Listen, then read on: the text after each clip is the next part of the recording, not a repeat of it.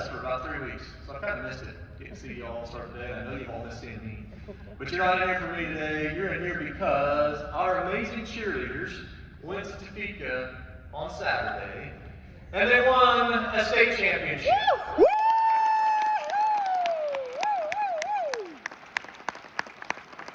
I have said it since the first time I saw them, which was this summer at like 6:30 in the morning. They are amazing. The work that they put in is incredible. And you know what? If you haven't figured this out yet, hard work pays off. Because they have come home with the gold. So I would like to introduce them from their Acacia Game Day competition. Game Day Showcase. My bad. And here they are, not all present today, but we will honor them again at halftime of the first home game on Friday the 2nd. Is that correct? Is that right, Dave? So there'll be some more from them for all of our fans to see. Sophomore Emma Anderson. Woo! Junior Emma Herrera. Woo! Junior Brinley Becker. Yay, Bradley! Yeah, you see the person that's actually here, that's when you come out. Our senior captain, Brecken Pearson. Whoa!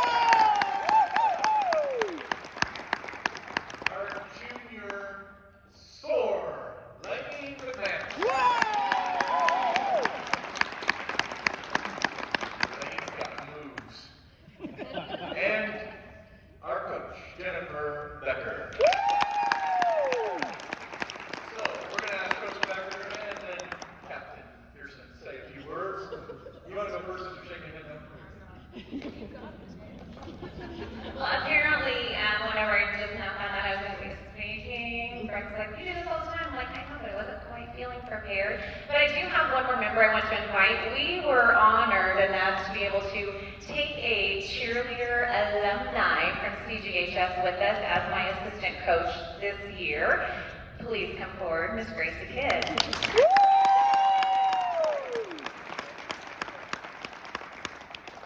Okay, so we showed up after, I think, 3 hours of sleep. We went to Axtell, obviously, because we are the support of the school.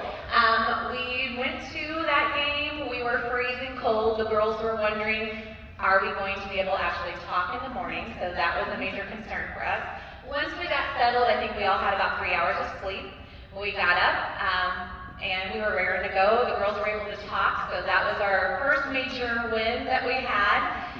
We got settled in, we started kind of checking things out, and we noticed that not only were we small, we were incredibly small. There have been years we've gone when we've had, there were some teams with like 6 or 7, we've had been one of those. Last year we went with 5 able-bodied cheerleaders.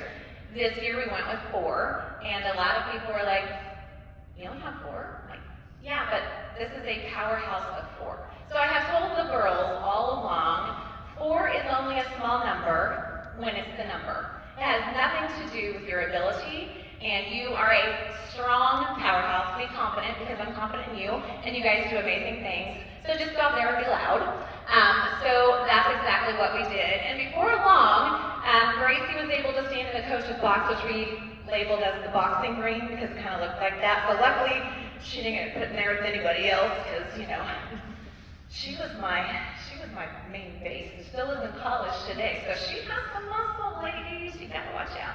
So she was like, Jen, all these people behind me, they have no idea who they are. They're like yelling for us, and they're cheering for us. And we had our family up in the crowd, and some of our alumni cheerleaders, and some of our alumni cheer family that was there. And Mr. Jett came. Mr. Silsby was there. Thank you so much to your family for representing. When we look up in that crowd before we go out, that is like a major boost of confidence when we see these people cared enough to get up in the morning and come see us. So never doubt the effect that you can have on other people by showing up and supporting, even if it's not your thing. Be passionate about the people that you are going to support, because it is their thing. So we get out there, and as we continue through the day, we have so many people coming by and being like, you guys are amazing, you're small, but you're amazing. And people kept rooting for us. So when we got to finals, and we were the top 6, of course we were ecstatic, because we're like, 4 people can do a lot of things, but all of these other teams can do a lot more because they have more people to do it. But we proved them all wrong. We found out later, after we got our judges' scores, that we actually were first going into finals, but we didn't have time to calculate everything. We just knew for the very first time we had scored first out of everyone in one of our categories, and that was our fight song. And I have to attribute that. Thank you, band, and thank you, football team, because we did a whole lot of our fight song. Every time that we score a touchdown, we play the fight song, whether it's at home or away. I take my own music, and our band has contributed to that. So thank you to the band. Let's give the band a round of applause.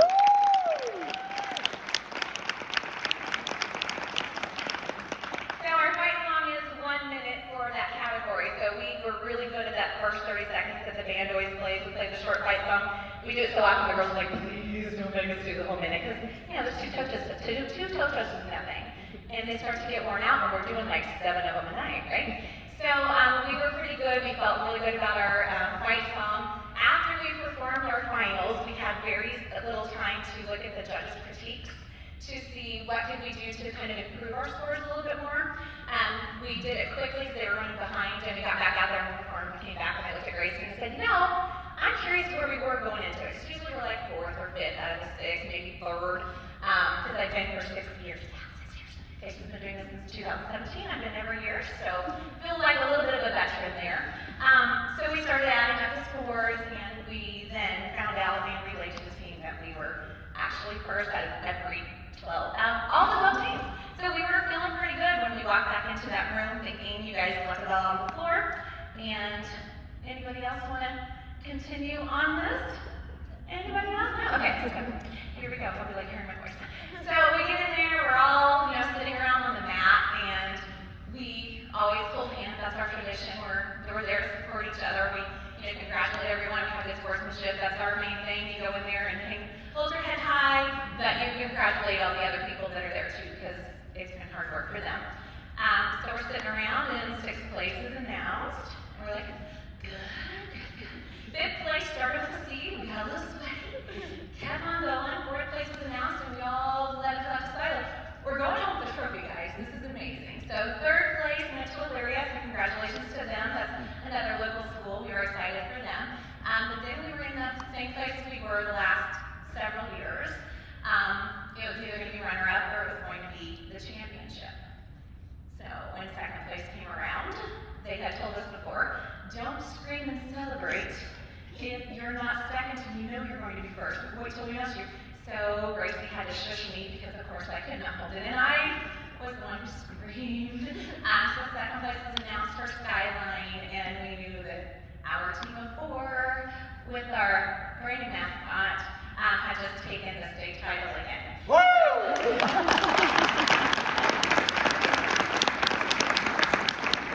So like Mr. Biscuit was saying, you work hard, things pay off.